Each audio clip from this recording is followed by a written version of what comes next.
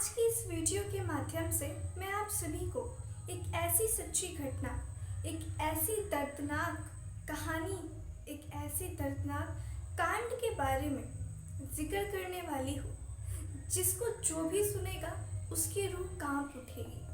और ये कहानी रिश्ते को शर्मसार कर देने वाली है। कई रिश्ते जो कि बहुत ही ज़्यादा पाक और साफ माने जाते हैं, लेकिन ये कहानी कुछ ऐसी है कि उन रिश्तों को तार तार कर देने वाली है। जी हाँ, सुनने में बहुत ही ज़्यादा चौंका देने वाली है।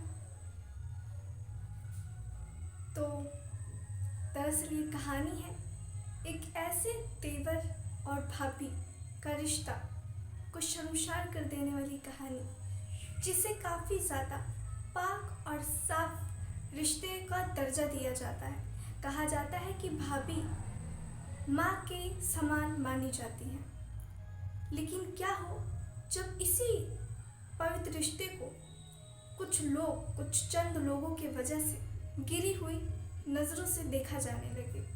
क्या हो जब इसी रिश्ते को तार तार कर दिया जाए?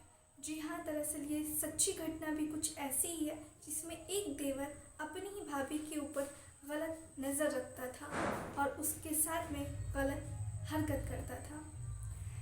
तो ये कहानी दरअसल है बिहार की। तो बिना वक्त को ज़ाया किए हुए मैं आप लोगों को इस कहानी को बताती हूँ, इस कहानी से वाकिफ़ कराती हूँ कि दरअसल पूरा मामला, पूरा किस्सा क्या था। आदाब, नमस्ते, सत श्री अकाल। मैं हाजिर हूँ फिर से एक ऐसी ही सच्ची कहानी और सच्ची घटना के साथ। और मेरा आप में से किसी की भी भावनाओं को ठेस पहुँचाने या आप लोगों की भावनाओं को आहत करना मेरा मकसद बिल्कुल नहीं है, कतई नहीं है, बल्कि समाज में घट रही घटनाओं से आप सभी को जागरूक कराना ही मेरा कर्तव्य है। तो ये घटना दरअसल है बिहार की। बिहार में एक जगह पड़ती है, दरअसल बिहार की राजधानी है पटना, वहाँ की ये घटना है। दरअसल वहाँ पर एक परिवार होता है, बेहद ही गरीब परिवार होता है। जो घर के मुखिया होते हैं वो दरअसल किसान होते हैं। उनका नाम राजेंद्र पाल सिंह होता है। वो पेशे से किसान होते हैं। उनकी 2 बेटी होती हैं, 1 बेटा होता है। ये लोग खेती करके अपना गुजर बसर करते हैं। बिटिया बड़ी हो चुकी थी, अब जिम्मेदारी आ गई थी दोनों की शादी करने की। काफ़ी ज़्यादा वो लोग रिश्ता ढूंढते हैं, लेकिन पास ही के गांव में एक गांव के प्रधान थे जो कि बड़े ही अच्छे लोग थे। उनके साथ बिटिया की रिश्ते की बात तय हो जाती है। दरअसल बिटिया का नाम कविता होता है। बिटिया के रिश्ते की बात तय हो जाती है। प्रधान लोग बहुत अच्छे होते हैं, वो लोग इस रिश्ते के लिए हाँ बोल देते हैं। घर में क्योंकि वो लोग को पहले से किसी चीज़ की कमी नहीं थी, मुखिया थे गांव के, तो दहेज दान की कोई भी परंपरा जो चलती आ रही है उसके बारे में उन्होंने जिक्र नहीं किया था कि आपको जितना हो सकेगा आप दीजिएगा। कोई प्रेशर वाली, कोई ज़बरदस्ती वाली बात नहीं है। अब जो ये लोग थे काफ़ी ज़्यादा खुश हो जाते हैं कि हमारी बिटिया कविता इतने बड़े प्रधान के घर में ब्याह करके जाएगी और उसका पूरी ज़िंदगी आगे की बहुत ही ज़्यादा अच्छे से गुजरेगी। अब घर वाले शादी की तैयारियों में जुट जाते हैं। बहुत धूमधाम से शादी की जाती है। शादी वाली तारीख आ जाती है। अब वक्त आ जाता है विदाई का। घर वालों ने बहुत अच्छे से खातिरदारी का इंतज़ाम किया था। फिर वक्त आ जाता है विदाई का। प्रधान का जो बेटा होता है, जिसका नाम आलोक होता है, वो अपनी होने वाली बीवी, जो कि बीवी हो चुकी होती है कविता, आलोक उसको कार में बिठाता है और अपने घर की ओर ले जाता है। अब जो आलोक होता है वो जाता है, अपने घर पहुंचता है। उसके बाद में रात हो चुकी थी, लगभग रात के 9-10 बज जाते हैं। सब लोग खाना खाते हैं। खाना खाने के बाद में आलोक को और कविता को अब एक अलग कमरे में बिठा दिया जाता है और कमरे का दरवाज़ा बंद कर दिया जाता है। अब जो आलोक और कविता की सुहागरात का वक्त आ गया था, आलोक उससे काफ़ी बातचीत करता है, 1-2 घंटे उसके साथ प्यार भरी बातें करता है और फिर उसके बाद वो अपने सारे कपड़े उतार कर और कविता के सारे कपड़े उतार कर वो अपनी पत्नी के साथ सुहागरात मनाने लग जाता है। लगभग वो लोग 2-3 घंटे तक ये काम करते हैं, फिर थक जाते हैं और सो जाते हैं। लेकिन ये जो कविता होती है, इसका अब भी मन नहीं भरा था। उसको और करना था, लेकिन उसके पति थक चुका था, वो सो जाता है और वो कुछ बोल भी नहीं पाती है। मन ही मन वो गुस्सा हो जाती है, मन ही मन उसे काफ़ी ज़्यादा अजीब लगता है कि वो कितने जल्दी ख़त्म हो गया उनका। अब वो कर भी क्या सकती थी। अब वो मुंह बना करके लेटी रहती है और उसको पूरी रात नींद नहीं आती है, क्योंकि उसने इस दिन के लिए काफ़ी सारे सपने देखे थे, जैसा हर लड़की देखती है। लेकिन वैसा कुछ भी नहीं हुआ जैसा वो चाह रही थी। उसके बाद में वो सो जाती है और यही सोचती है कि उसकी शादी किस आदमी से हो गई है जो इतने जल्दी थक कर सो जाता है। आगे की ज़िंदगी उसकी किस तरीके से बीतेगी, वो इन्हीं सब सोच विचार में उसको पूरी रात नींद ही नहीं आती है। सुबह हो जाती है। उसके बाद में वापस से सब लोग आते हैं, उसको तैयार करते हैं और दुल्हन की तरह बिठा देते हैं। और वो अब भी रात वाली चीज़ों से काफ़ी ज़्यादा नाराज़ थी और काफ़ी ज़्यादा उसके दिमाग में वो रात वाली चीज़ें चल रही थी कि आगे उसका परिवार किस तरीके से बढ़ेगा, किस तरीके से क्या चीज़ें होंगी, किस तरीके से उसका पति उसे संतुष्ट करेगा, जो कि पहले ही रात में नहीं कर पाया। काफ़ी ज़्यादा वो गुमसुम बैठी हुई रहती है।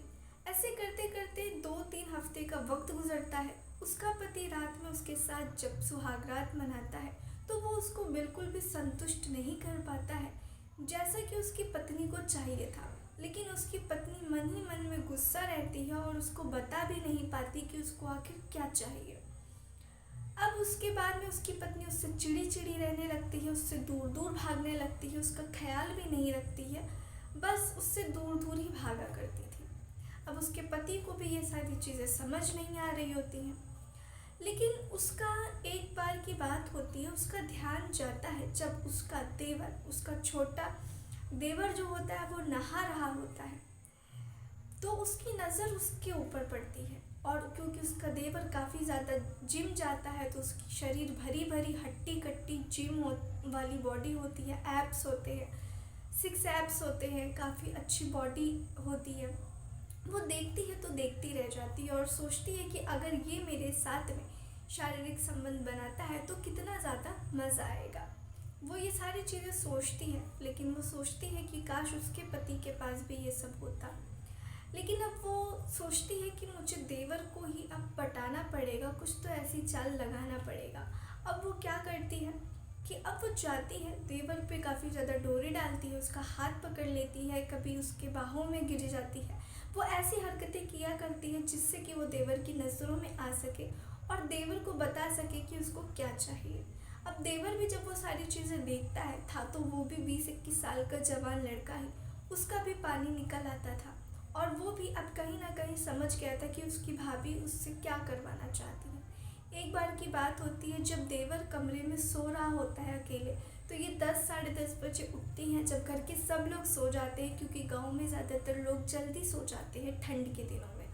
तो वो जाती है देवर के कमरे में, सो जाती है और देवर जब देखता है तो वो भी कुछ नहीं बोलता है और वो धीरे धीरे अपने कपड़े उतार कर और अपनी भाभी के कपड़े उतार कर उसके साथ में शारीरिक संबंध बनाने लगता है। उस रात वो जो उसकी भाभी होती है कविता, वो इतना ज़्यादा संतुष्ट अपने पति से नहीं हुई थी जितना ज़्यादा वो संतुष्ट अपने छोटे देवर से होती है। वो काफ़ी ज़्यादा खुश होती है और सुबह उठने के बाद वो उसको 1000 रुपये निकाल करके इनाम देती है कि तुमने मुझे बहुत अच्छे से संतुष्ट किया, तुम वाकई में बहुत ही कमाल के लड़के हो। जब वो अपनी तारीफ़ सुनता है छोटा देवर, तो वाकई में फूले नहीं समाता है कि उसकी भाभी उसकी तारीफ़ कर रही हैं। अब जब भी उसको मौका मिलता था, वो हमेशा देवर के साथ में शारीरिक संबंध बनाने चली जाया करती थी और ऐसा ही इनका ये खेल रातों रात घंटों घंटों चला करता था। किसी को कानों कान खबर नहीं होती थी, क्योंकि सब लोग सो रहे होते थे। लेकिन एक बार की बात होती है जब उसका पति की आँख खुलती है, वो अपनी पत्नी को देखता है कि उसके बाजू में नहीं है, तो वो घर पे ढूंढता है, वो कहीं नहीं मिलती है। जब वो अपने भाई के कमरे के पास से गुजरता है तो काफ़ी ज़्यादा चीखने की गंदी गंदी सी आवाज़ें आ रही होती हैं। जब वो वहाँ पर पहुँचता है, देखता है, तो उसकी बीवी नग्न अवस्था में अपने छोटे देवर के साथ में शारीरिक संबंध बना रही होती है। उसके बाद वो देखता है तो देखता ही रह जाता है और उसकी आंखें फटी की फटी रह जाती हैं। लेकिन अब वो कर भी क्या सकता था। उसको पता था कि वो अपनी पत्नी को संतुष्ट नहीं कर पा रहा है और इसके भाई से वो काफ़ी ज़्यादा खुश है, बहुत ही ज़्यादा खुशी उसको खुश दिखाई दे रही है। इसलिए वो मना भी नहीं करता है और चुपचाप से वो नज़ारा देखता रह जाता है। और फिर जैसे सुबह होती है, उसकी पत्नी उठ के उसके कमरे में आने वाली होती है, वो तुरंत अपने कमरे में जाता है और नींद का बहाना बना के सो जाता है। फिर उसकी पत्नी भी जाती है और वो भी उसके साथ में सो जाती है। ऐसा ही 3-4 महीने तो होता रहता है। उसका पति भी सब कुछ जानते हुए भी उसको कुछ नहीं कहता है। लेकिन एक बार की बात होती है, जब घर के सभी लोग जो होते हैं वो बात कर रहे होते हैं कि अब तक तुम्हारे बीच में जो कुछ होना होता है वो हो जाना चाहिए। अब तक घर में बेटा क्यों नहीं आया, अब तक घर में एक जो प्यारा सा राजकुमार होता है वो आ जाना चाहिए था। जब घर वाले ये सब बात करते हैं तो फिर ये जो आलोक होता है वो यही सोचता रहता है कि मैं कैसे घर वालों को बताऊं कि मैं अपनी पत्नी को खुश करने में सक्षम नहीं हूँ, मैं उसको वो खुशी नहीं दे पा रहा हूँ जो उसको चाहिए, मैं अपनी पत्नी को संतुष्ट नहीं कर पा रहा हूँ। उसके बाद में ये जो आलोक की पत्नी कविता होती है, ये अब आलोक से बात तक नहीं करती थी ढंग से। वो बस अपने देवर के साथ में ही 24 घंटे रहा करती थी उसके पीछे पीछे। दोस्तों, उसके बाद में ये जो आलोक होता है अपनी पत्नी के पास में जाता और पत्नी को सारी बातें बताता है कि मुझे पता है कि पिछले 3-4 महीने से तुम मेरे पीठ पीछे मेरे ही भाई के साथ में शारीरिक संबंध बनाती हो और फिर मेरे पास आकर सो जाती हो। मैंने तुम्हें 3-4 महीने पहले ही देख लिया था, लेकिन अब घर वाले चाहते हैं कि एक राजकुमार आए, तो इसलिए मैं चाहता हूँ कि तुम ये जो कर रही हो इसको बंद कर दो और अब तुम मेरे साथ में शारीरिक संबंध बनाओ। लेकिन वो जो महिला होती है वो साफ मना कर देती है कि आप मुझे संतुष्ट नहीं कर पा रहे, इसलिए मैं आपके साथ में शारीरिक संबंध नहीं बनाना चाहती। अब जो आलोक होता है वो काफ़ी ज़्यादा परेशान हो जाता है और उसके बाद में जो उसकी पत्नी कविता होती है वो अपने पति से तलाक ले लेती है। ना चाहते हुए भी आलोक को तलाक देना पड़ जाता है अपनी पत्नी को। और उसकी पत्नी जो होती है, अब वो जब छोटे देवर से शादी करने के लिए कहती है तो उसका देवर साफ साफ मना कर देता है कि तुम मेरे बड़े भाई की पत्नी हो, मैं तुम्हारे साथ शादी भला कैसे कर सकता हूँ, भाभी हो तुम मेरी, लोग समाज वाले थूकेंगे मुझ पे, मेरे घर वालों पे, और मेरे भाई के साथ में ऐसा नहीं कर सकता। अब जो आलोक की पत्नी कविता होती है, ना तो वो आलोक की रह पाती है, ना ही वो देवर जो छोटा होता है उसकी हो पाती है। वो ना घर की ना घाट की होती है। अब उसकी ज़िंदगी बर्बाद हो चुकी थी। एक तो वो पहले ही गरीब परिवार की लड़की थी, अब वो अपने परिवार में लौट के चली जाती है। परिवार वाले भी उसको नहीं रखते कि मैंने इतने मेहनत से तुम्हारी इतने अच्छे घर में शादी कराई थी, तुम अपने पति की नहीं हो सकी, तुम वहाँ पर गंदा काम करती थी और अब तुम हमारे पास आना चाहती हो, यहाँ से चली जाओ। तो अब ना तो कविता अपने ससुराल जा सकती थी, ना ही अपने मायके जा सकती थी। तो देखा दोस्तों आप लोगों ने किस तरीके से गलत खेल का गलत नतीजा होता है। अगर आप गलत होते हो तो ना आप यहाँ के होते हो, ना आप वहाँ के होते हो। तो दोस्तों इस तरीके से कविता ने अपनी अच्छा खासा परिवार, अपना अच्छा खासा संसार अपने ही हाथों उजाड़ लिया। तो दोस्तों आप लोग मुझे कमेंट में बताइए कि क्या कविता को ऐसा करना चाहिए था या फिर नहीं। आप लोगों को ये कहानी कैसी लगी दोस्तों, आप लोग मुझे कमेंट में बता सकते हैं। ये थी आज की कहानी, उम्मीद करती हूँ आप लोगों को पसंद आई होगी। चलिए फिर मिलते हैं ऐसे ही किसी सच्ची और अच्छी घटना में। तब तक के लिए आप लोग सावधान रहें और सतर्क रहें और अपना ख्याल रखें। जय हिंद, जय भारत।